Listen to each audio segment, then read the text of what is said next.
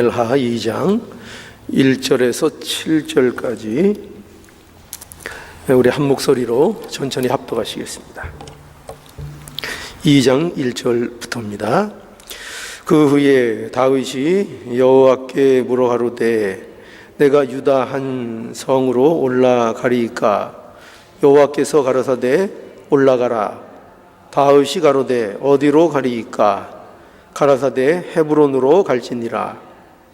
다윗이 그 두 아내 이스라엘 여인 아히노암과 갈멜 사람 나발의 아내 되었던 아비가일을 데리고 그리로 올라갈 때에 또 자기와 함께한 종자들과 그들의 권속들을 다 데리고 올라가서 헤브론 각 성에 거하게 하니라. 유다 사람들이 와서 거기서 다윗에게 기름을 부어 유다 족속의 왕을 삼았더라.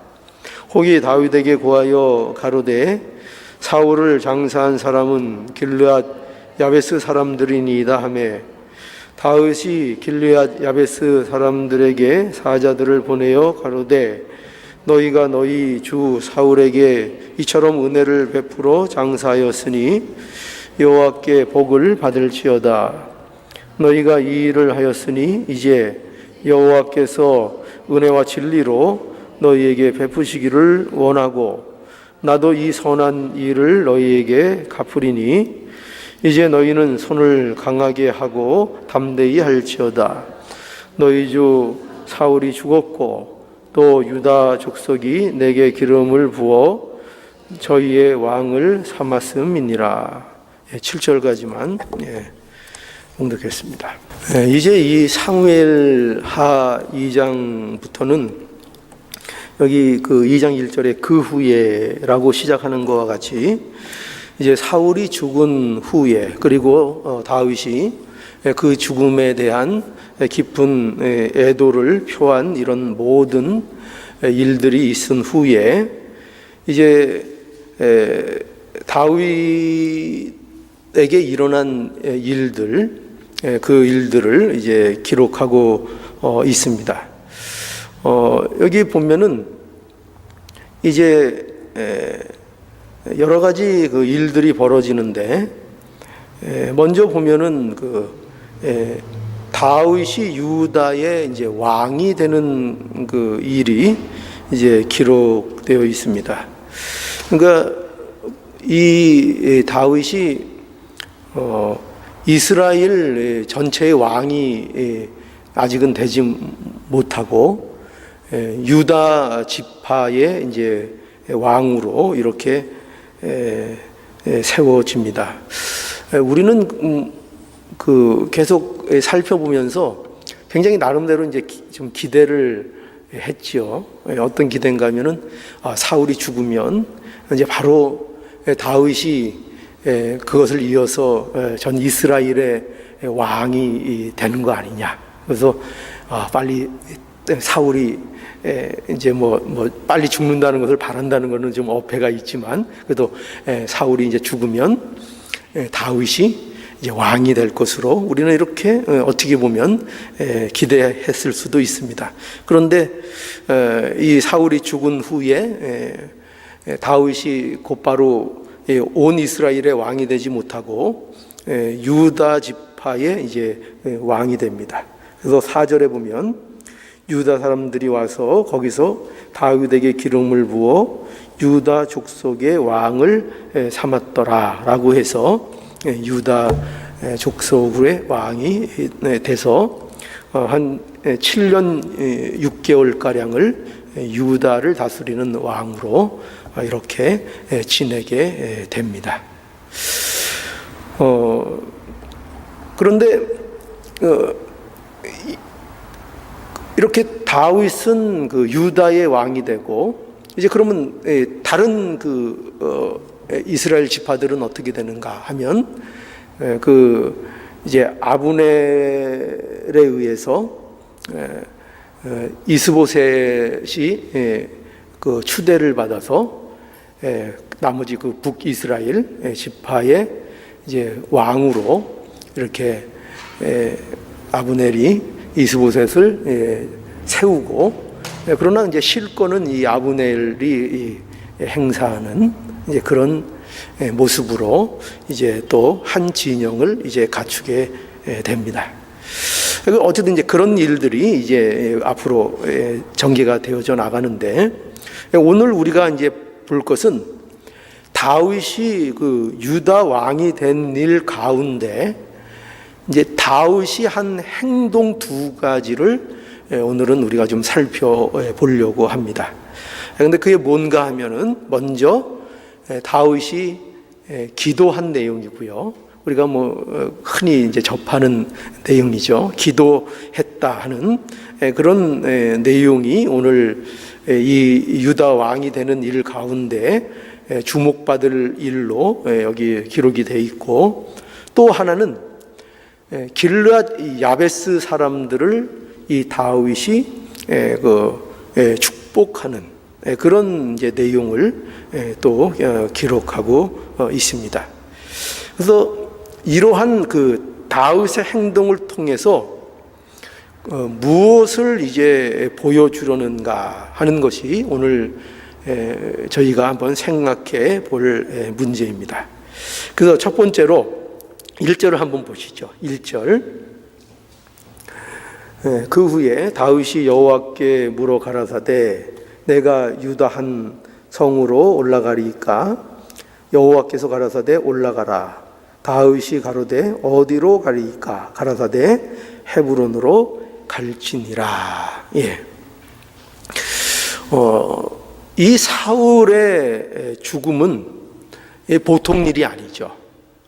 이 이스라엘 그 나라에 있어서 어쨌든 사울이 뭐 좋은 왕이었느냐 그렇지 못했느냐는 그건 뭐 차후로 하더라도 그는 이스라엘의 왕이니까 어쨌든 그의 죽음이라는 것은 이스라엘에게 있어서 굉장히 큰 일인 것이 분명합니다.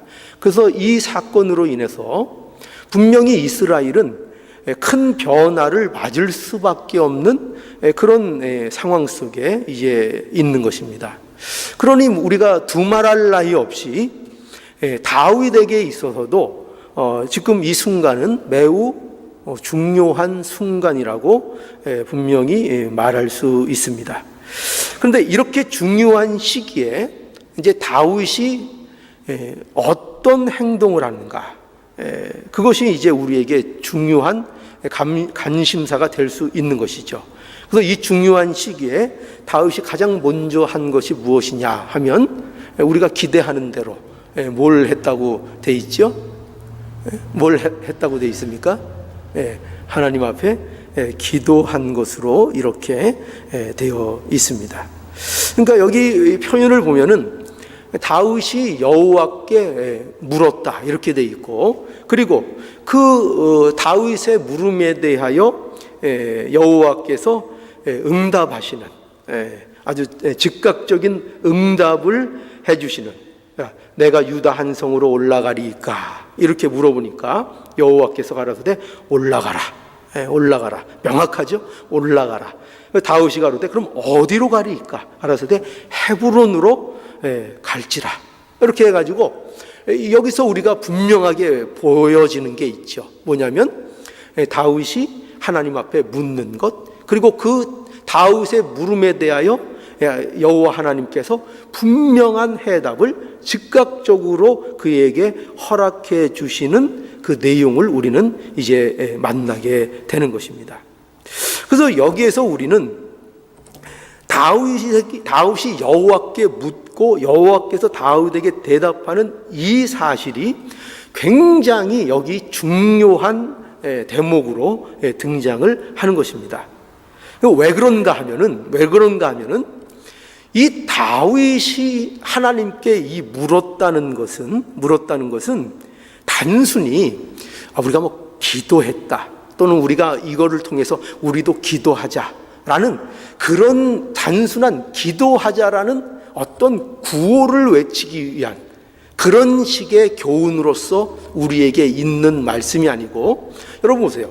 기도를 하는데 그 기도를 하는 거, 하나님 앞에 묻고 하나님께서 응답하는 이것을 통해서 지금 단순히 기도했느냐 안 했냐의 문제가 아니라 다윗이 어떤 상태에 있는 것을 우리에게 분명하게 보여줍니까? 다윗이 하나님과의 관계, 그렇죠? 하나님과의 관계. 그러니까 다윗이 어떤 하나님과의 친밀한 관계 속에 그가 놓여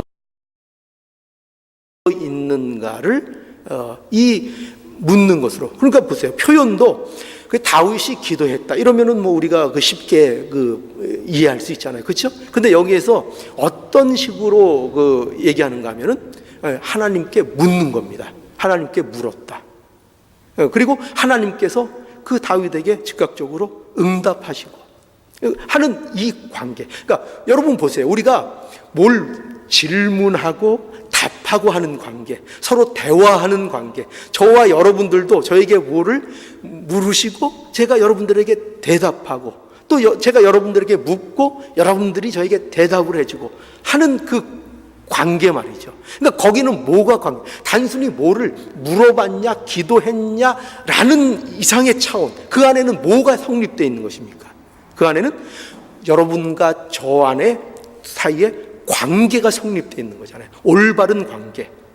그죠?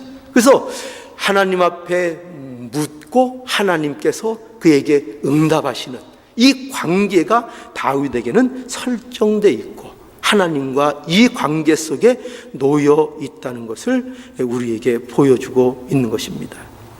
그러니까 여러분 보세요. 이것은 왜 굉장히 중요한가 하면은 이렇게 다윗이 하나님께 묻는다는 이것은 더 우리가 심도 깊게 얘기하면 그것은 다윗에게 있어서 이겁니다. 다윗에게 있어서 그 다윗의 마음이 과연 무엇에 다윗의 마음이 있느냐 하는 것입니다. 그러니까 하나님께 이런 상황 속에서 하나님께 묻는다는 것은 그가 하나님의 뜻을 마음에 두고 있다는 것입니다. 이거를 우리가 알아야 된다는 거예요. 하나님의 뜻을 어디에다가 다윗이 두고 있다고요? 그 마음에. 여러분, 우리가 마음을 두는 일이 많잖아요. 어디에다가 중요한 일에 마음을 두잖아요. 우리가, 그죠? 무슨 일을 해도 그게 내 마음속에 그걸 항상 두고 그거를 이렇게 떠나보내지를 못하는, 잊지 못하는 그런 세상에 중요한 일들이 있잖아요. 그렇죠? 그런데 다윗은 지금 어떤 그 마음이라고요? 다윗의 마음에 항상 하나님의 뜻을 마음에 두고 사는 그 다윗이었다고요. 그래서 그 마음에 하나님의 뜻을 둔 것이 그에게 이 중요한 상황 속에서 나타나는 게 뭐냐 하면은 그것이 하나님께 묻는 것으로 나타나는 것입니다. 그러니까 우리가 그저 기도한다, 형식적으로 기도한다. 기도가 중요하죠. 그런데 그것이 형식적인 종교적인 형태로만 나타나는 것이 기도가 되는 것이 아니고 우리가 하나님 앞에 드리는 기도의 참된 모습은 뭐냐면 바로 이 하나님의 뜻을 그 마음에 두고 그것으로 인하여 하나님 앞에 묻게 되는, 하나님 앞에 부르짖게 되고 하나님 앞에 요청하게 되는 그 모습이 우리에게 있어서 기도인 것입니다. 이게 하나님 앞에 묻는 것이죠. 그렇죠? 우리가 기도가 그냥 세상 사람들, 안 믿는 사람들도 기도를 하잖아요. 그죠? 우상을 섬기는 사람들도 기도를 하잖아요. 그런데 그 기도와 우리가 하는 기도의 근본적인 차이가 뭐예요? 그들은 자기의 고집을 위해서, 자기가 원하는 것을 위해서 어떤 신적인 존재를 의지해서 그에게 내가 기도라는 방법을 통해서 내 어떤 욕심을 채우고자 하는 데 있잖아요. 그죠? 그런데 다윗은 지금 뭐라고요? 다윗이 하나님 앞에 묻는 것은 그것이 아니고 하나님의 뜻, 그것을 마음에 두고 하나님의 뜻을 찾아가고 하나님의 뜻을 위해서 나아가기 위한 하나님에 대한 물음을 하고 있는 것입니다. 이게 다윗의 지금 모습인 것이에요. 그래서 우리는 이렇게 다윗이 단순히 기도했다 이게 아니라 다윗이 하나님의 뜻에 마음을 두었다 라는 부분을 우리는 분명히 이 모습 속에서 볼 수 있어야 하는 것입니다. 자, 그래서 왜 이것이 계속 어떻게 또 강조되고 있는가 하면 우리 5절에서 또 7절을 보죠. 지금 그 첫 번째 모습은 그런 하나님 앞에 여쭙고 응답받는 것을 통해서 이 모습이 강조되고 있는데, 또 역시 보세요. 5절에서 그 7절에 보면 한번 읽어보죠. 5절에서 7절. 다윗이 길리앗 야베스 사람들에게 사자들을 보내어 가로되 너희가 너희 주 사울에게 이처럼 은혜를 베풀어 장사하였으니 여호와께 복을 받을지어다. 너희가 이 일을 하였으니 이제 여호와께 은혜와 진리로 너희에게 베푸시기를 원하고 나도 이 선한 일을 너희에게 갚으리니 이제 너희는 손을 강하게 하고 담대히 할지어다. 너희 주 사울이 죽었고 또 유다 족속이 내게 기름을 부어 저희의 왕을 삼았음이니라. 자, 이 말씀도 보세요. 이 말씀도 보세요. 다윗이 길리앗 야베스 사람들에게 우호적인 마음을 전달을 했습니다. 그죠? 그 마음을 여기 전하고 있죠. 그 이유가 뭡니까? 그 이유가 뭐죠? 그들이 사울의 시신을 잘 수습해서 장사를 잘 지내 주었기 때문입니다. 그러니까 이 길르앗 야베스 사람들이 이렇게 사울에게 이렇게 한 것은 물론 그 이유가 있어요. 그건 뭐냐면은 과거에 그 암문족으로부터 그들이 그 위협을 받을 때에 그 자리로부터 이 사울이 구해줬었어요. 그러니까 어떻게 보면 이제 암몬 이 그 길르앗 야베스 사람들이 이제 빚을 진 거죠. 그래서 어떻게 해요? 사울에게 충성심을 갖고 있었습니다. 충성심을 갖고 있었어요. 그러니까 오늘날 이렇게 막 여러분 선거 보시면은 우리 국회의원들 텃밭 있잖아요. 텃밭 가면은 거기 가면은 막 무슨 일 있어도 거기 가면은 웬만해서는 지원을 받죠. 이제 그런 식으로 이 길르앗 야베스 사람들도 이 사울에 대한 충성심이 굉장히 강한 그런 사람들이었습니다. 그래서 그런 일을 했죠. 그래서 어떻게 보면 물론 다윗이 이렇게 이 길르앗 야베스 사람들에게 이런 그 우호적인 행동을 한 것은 물론 이런 의미를 갖고 있어요. 뭐냐면 정치적인 목적을 배제할 수는 없었을 거예요. 정치적인 목적이 있었을 거예요. 왜냐하면 비록 사울이 죽었지만 대부분 모든 지파들이 아직 그 사울의 영향력 아래 있었기 때문이에요. 아직도. 그래서 다윗에게 있어서 굉장히 현실적으로 어려웠죠. 그는 분명히 이스라엘의 왕으로 기름을 부은 받음을 받았지만 현실은 뭐예요? 현실은 유다 지파의 왕으로만 지금 인정을 받고 있는 것입니다. 그리고 북이스라엘은 이 어떻게 보면 적대적인 관계 속에 지금 놓여 있는 그런 이제 형국이 돼버려 있는 거죠. 그래서 이런 입장에서 다윗에게 있어서는 자기들에게 많은 이스라엘 백성들이 자기에게 우호적인 그 마음을 가지고 돌아설 수 있는 이런 일들이 많이 있기를 바랬죠.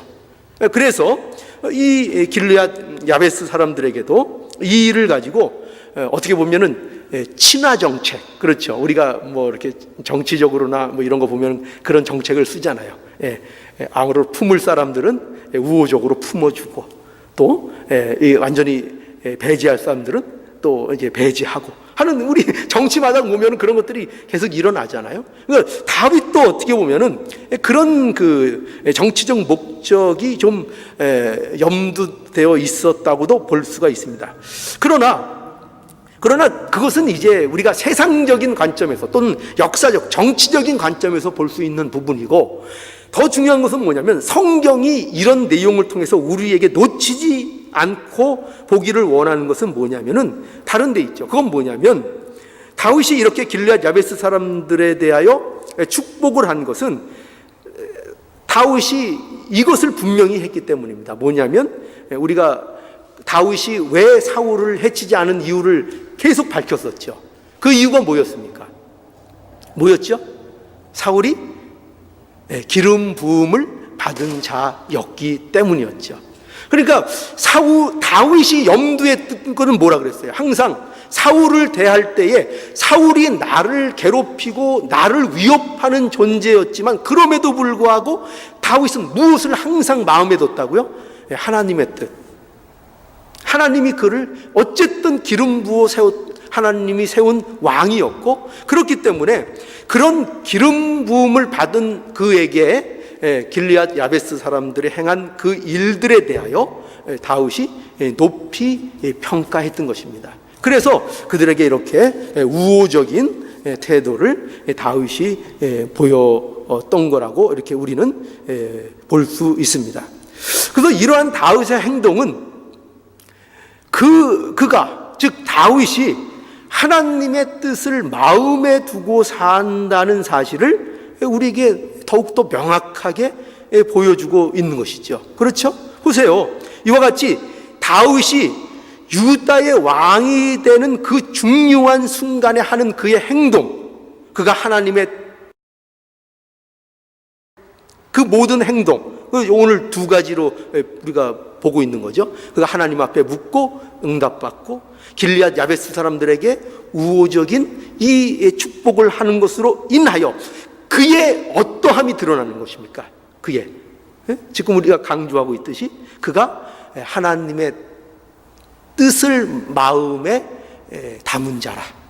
그 하나님의 뜻을 마음에 담았다 하는 것이 그에게 있어서 이렇게 중요한 모습으로 초점을 맞춰서 우리에게 보여주고 있는 것입니다. 이것이 이 다윗이 유다의 왕이 되는 과정 속에서 한 행동을 통해서 우리에게 보여주는 중요한 내용들인 것입니다. 여러분, 그래서 우리는 이런 말씀을 통해서 무엇을 알 수 있는가 하면은 신자에게 있어서 무엇이 중요하냐, 하나님의 뜻을 마음에 두는 일이 신자의 삶에 있어서는 가장 중요한 모습이라는 것을 우리는 이제 쉽게 이해할 수 있습니다.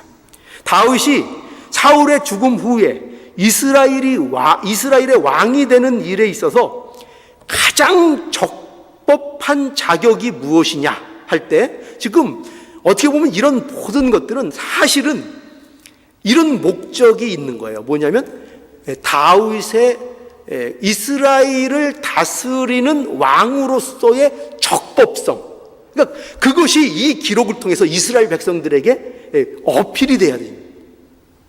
그런 면이 인정이 돼야 됩니다. 그러니까 지금 그런 목적이 있는 것이 이 기록의 중요한 목적이기 때문에, 그래서 우리는 이 다윗이 사울의 죽음 후에 이스라엘의 왕이 되는 일에 있어서 그가 어떤 가장 적합한 자격 조건을 갖고 있는가 하면 바로 이 조건이라는 거예요. 뭐라고요? 그의 마음에 뭐가 있다고요? 하나님의 뜻을 마음에 둔 자라는 것. 이게 가장 중요한 적법성이에요. 그러니까 우리가 하나님의 자녀로서, 하나님의 신자로서, 하나님을 믿는 백성으로서 가장 그 신자로서의 적법성, 누가 가장 하나님의 신자냐, 하나님의 백성이냐 할 때 똑같이 우리에게 적용될 수 있는 것이죠. 하나님 나라의 백성, 그 가장 적법한 자격이 뭐냐 할 때 우리의 마음에 과연 하나님의 뜻을 두고 사는 자들이다. 내 뜻, 내 고집, 내 주장, 내 생각을 가지고 그것으로 꽉 차서 그것을 이루기 위해서 사는 그런 모습인가? 아니면 그것이 아닌 하나님의 뜻을 내 마음에 담고 그것을 목적으로 사는 그 모습인가? 그걸 우리에게 물어보고 있는 거죠. 자, 이런 말씀을 우리가 볼 때, 그럼 여러분과 저는 또 이런 생각을 할 수 있어요. 뭐냐면, 그러면, 이제 내가, 하나님의 뜻을 이제 품고 살면 되겠구나. 이제 그런 생각이 이제 들죠. 그렇죠. 이제, 이 말씀이 이렇게 제가 눈치가 벌써 한 10단 정도 되는데, 우리 목사님이 이렇게 딱 말씀하시는 거 보니까, 요 말씀이 이제, 그러면, 여러분들이 하나님 그 마음의 뜻을 마음에 들고 사십시오. 이제 이 말씀을 결국 하시는 거구나. 이렇게 생각하실 수 있겠죠. 그죠? 예. 그죠? 그런데 물론 맞습니다. 그렇게 하나님의 뜻을 우리 마음에 두고 사는 것, 그렇게 노력하고 그런 결심을 갖는 것 좋은 일이고 좋습니다. 그 마음을 하나님이 기뻐하십니다. 그런데 사실 이 하나님의 뜻을 마음에 두는 일, 이게 사실은 뭐가 문제인가 하면은 이것을 여러분들이 할 수 있냐는 것입니다. 우리는 쉽게 이런 말씀을 그럼 하죠. 하나님의 말씀대로 하나님의 뜻을 담고 살라고요? 그럼 하나님의 뜻을 담고 살겠습니다. 그러면 제가 여러분들에게 또 반문을 하는 거죠. 그러면 하나님의 뜻을 여러분들이 마음에 담을 수 있냐는 것입니다. 담을 수 있냐는 것입니다. 담고 사는 그 인생으로 여러분들이 정말 살 수 있는가 하는 것입니다. 그래서 우리는 다윗이 어떻게 하나님의 뜻을 마음에 둘 수 있는가를 생각해야 되는 것인데, 그것은 하나님의 결국은 은혜로밖에는 안 되는 것입니다. 하나님이 은혜로 다윗에게 은혜를 입혀 주셔서 그가 그 하나님의 뜻을 그 마음에 담고 사는 자가 될 수 있었고, 또 하나님께서 은혜로 그를 이끌어 주셔서 하나님의 뜻을 담고 사는 자로 만들어지며 그 인생을 살아갈 수 있게 되는 것입니다. 그래서 여러분 보세요. 우리의 인생은 뭐냐면, 저와 여러분들은 어떻게 특별한 존재인가 하면은 예수 그리스도께서 십자가를 통해서 우리를 구원해 주시고 우리를 그 구속의 은혜를 입혀 주셔서 하나님의 뜻을 마음에 둘 수 있는 자로 일단은 우리를 불러주신 거죠. 그렇죠? 그래서 우리는 이제 하나님의 뜻을 마음에 둘 수 있는 자로 하나님께서 우리를 불러주시고, 그리고 우리에게 무슨 일을 하시느냐, 우리의 인생 속에서 그 하나님께서 원하시는 그 하나님의 뜻을 우리의 마음에 두는 자로, 이제 실제로 그것을 마음에 두는 자로 우리를 날마다 어떻게 해 가신다고요? 이제 만들어 가시는 겁니다. 저와 여러분들을요. 그걸 만들어 가시는 것입니다. 우리가 그 요한복음 21장 그 18절에 가보면 우리 한번 읽어보죠. 요한복음 21장 18절 찾으셨죠? 시작. 내가 진실로 내게 이르노니 젊어서는 내가 스스로 띠띠고 원하는 곳으로 다녔거니와 늙어서는 내 팔을 벌리리니 남이 내게 띠띠우고 원치 아니한 곳으로 데려감이니라. 물론 이것은 이제 밑에 설명된 대로 베드로의 죽음에 대해서 미리 예언적으로 말씀되는 그런 내용입니다. 그런데 이것은 또한 그럼에도 불구하고 무엇을 또 우리에게 보여주는가 하면은 하나님 안에 들어간 자, 하나님의 백성이 된 자, 하나님의 자녀가 된 자들의 인생의 모습, 인생이 어떻게 그들의 인생이 어떻게 사라지는가, 어떤 인생을 걷게 되는가 하는 모습을 우리들에게 보여주는 그런 말씀이기도 합니다. 그래서 여기 보면 젊었을 때, 내가 살아있을 때, 그죠? 젊었을 때, 나라는 이 존재, 내 고집, 내 생각, 내 뜻, 내가 살아있을 때, 내 신념, 내가 믿고 나갈 때, 내 신념 가지고 나갈 때, 내 생각으로, 내 고집으로, 내 뜻 가지고 내가 원하는 것을 하면서 나가는 그때가 있었다 이거죠. 우리에게. 그렇죠? 그때가 있었습니다. 우리가 모두 그때를 살았죠. 우리가 젊을 때가 있었죠. 그렇죠? 젊을 때. 우리도 젊을 때 얼마나 활기차게 돌아다니고, 우리가 영적으로도 젊었을 때가 있었죠. 근데 이 젊었었다는 거는 좋은 의미가 아니에요. 좋은 의미가 아니고 내 고집대로 살았다는 거예요. 내가 원하는 대로 내 신념으로 살았고, 내 믿음으로 살았고, 내가 한다는 것으로 살았는 그런 삶 속에서 무엇으로, 어떤 삶으로 나간다고요? 이게 늙어지는 거예요. 늙어진다는 것의 특징이 뭡니까? 이제 내 마음대로 못 한다는 거예요. 내 마음대로 못하고, 내 뜻대로 못하고, 내 고집 못 세우고, 남이 나를 이끈다는 거예요. 남이 나를 어디로 데려간다는 거죠. 내 뜻대로 안 되는. 여러분, 이것을 통해서 뭘 보여주죠? 이것이 베드로의 인생 여정이었던 것입니다.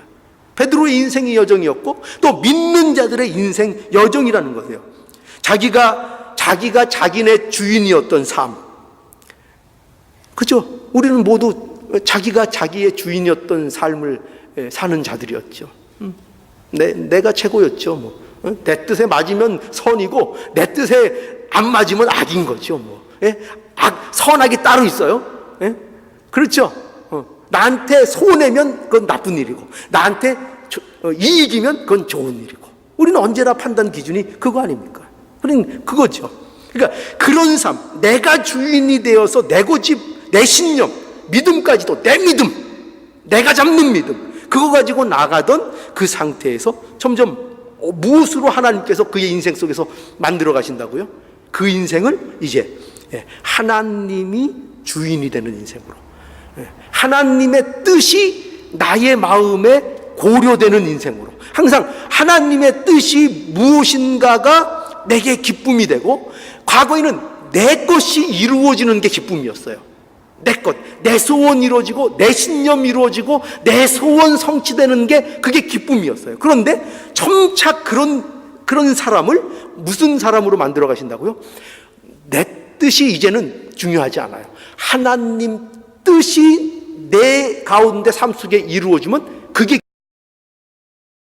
기쁨이 되는 인생으로, 그것이 즐거움이 되는 그런 인생으로, 하나님이 나를 주장해서 그것이 하나님이 나를 주장하시는구나, 나는 하나님 아니면 아무것도 할 수 없구나 라는 것이 느껴지면 느껴지고, 그것이 와닿으면 와닿을수록 내가 부인되고 내가 없어지고 나라는 존재가 소멸되면 소멸될수록 기쁨을 느끼는, 하나님의 뜻만 내 가운데서 나타나는 것이 즐거움이 되는, 그것으로 어떻게 하냐, 그것으로 우리를 만들어 가신다는 거예요. 그 모습으로.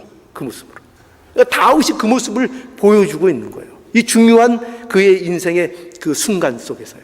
그러니까 여러분, 이것을 우리는 각오해야 되는 거예요. 저와 여러분들이, 하나님께서 저희들을 부르셔서 우리들 가운데 이루어내시는 일이 바로 이런 일을 이루어내시는 거예요.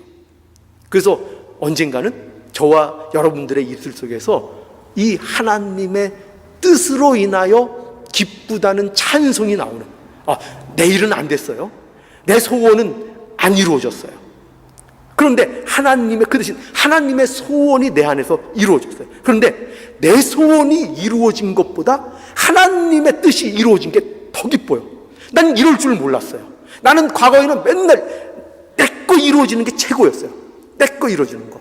그런데 세월이 흐르고 하나님께서 간섭해 주시는 그 인생의 여정 속에서 나도 모르게 어느 순간 무엇을 발견한가 하면은, 나는 내 모습은 세상적으로 보면은 별 인정받지 못하는 자리에 있는 게 분명한데, 그런데 하나님의 뜻이 이루어졌다는 것으로 내가 한없는 감사와 기쁨을 누리고 있는 그 자기 자신을 발견하게 되는 거예요. 하나님께서 어떻게 하셨다고요? 그 자리로 우리를 이끄시고 만드시고 있는 거예요. 그러니까 여러분 인생에 이것이 약속되어 있다니까요. 이것이 약속되어 있어요. 이 하나님의 의지를 여러분들이 꺾을 방법이 없어요. 저와 여러분들의 인생 속에서 기필코 하나님께서는, 하나님, 역시 제가 세상 모든 것 따라 그렇게 열심히 해봤지만 결국 의지하고 따라갈 분은 하나님밖에 안 계시군요. 하나님만이 유일한 우리의 창조주시오. 우리는 하나님의 피조물이군요. 하나님의 뜻이 이루어지는 것이 저희의 행복이고 기쁨이군요. 이것이 정말 우리의 회복이군요. 이것이 우리의 입속에서 터져 나오도록 만드십니다. 그게 우리의 인생 속에 하나님께서 약속하고 있는 거예요. 그리고 이것이 신자가 걸어가는 정당한 길인 것을 알아야 됩니다. 이 일이 저와 여러분들에게 예수를 믿음으로 일어나는 실제적인 일들이에요. 내가 중심인 삶에서 하나님의 뜻을 마음에 두는 삶이 되도록 하나님께서 계속적으로 간섭해 주실 겁니다. 그래서 여러분이 지금 여기에 앉아 계신 거예요. 그래서 저와 여러분들이 이 자리에 있는 겁니다. 그러니까 우리의 마음은 어디에 있습니까? 한번 점검해 보세요. 우리의 마음은 어디에 있습니까? 아직도 갈 길이 먼가요? 아직도 갈 길이 먼가요? 우리의 마음은 어디에 있습니까?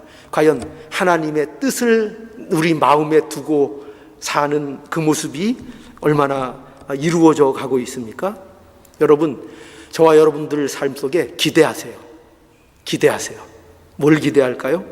하나님이 이루어 놓으시는 이 하나님의 의지 속에서 이루어지는 일들을 기대하세요. 하나님께서 저와 여러분을 어떻게 만들어 내시는지를 기대하세요. 아, 목사님, 저한테는 그런 일 일어나지 않을 거예요. 네, 마음대로 생각하세요. 마음대로 기대하세요. 여러분들이 하나님의 백성이고 예수 그리스도 안에서 구원받은 하나님의 백성이면은 기대하세요. 기대하세요. 아주 기대 많이 하세요. 여러분들의 삶 속에 이 만들어짐이 반드시 이루어질 겁니다. 하나님 앞에, 그래서 다른 기도 제목 많지만 이 기도의 제목이 중요합니다. 하나님 뜻에 항복하게 하는 인생이 되게 해달라고 여러분 기도하셔야 됩니다. 하나님의 뜻이 나의 뭐가 되게 해달라고요? 나의 기쁨이 되게 해달라고요. 하나님의 뜻이 여러분들 기쁨이 되고 있으십니까? 하나님의 뜻이 여러분의 기쁨이 되게 해달라고, 그것을 여러분 하나님 앞에 묵놓아 기도하셔야 합니다. 하나님의 뜻인데 아직도 그 뜻이 나에게 너무 부담스럽고, 하나님의 뜻인데 그 하나님의 뜻이 이루어지는 게 내게 너무 부담스럽고, 내가 하나님의 뜻이 이루어질까 봐 기도하기가 겁나고, 그죠? 아유, 나 하나님 그거 감당 못해요. 어느 날 제가 갑자기 은혜를 받아가지고 정말 그러면 어떡합니까? 나 그거 은혜 감당 못해요. 저 제발 은혜 주지 마세요. 그렇게 기도하지 마시고 그 하나님의 뜻이 내게 이루어지는 것이 기쁨이 되는 그 기도를 여러분 목 놓아 하나님 앞에 하시기를 하나님의 이름으로 축원합니다. 다 함께 기도하시겠습니다.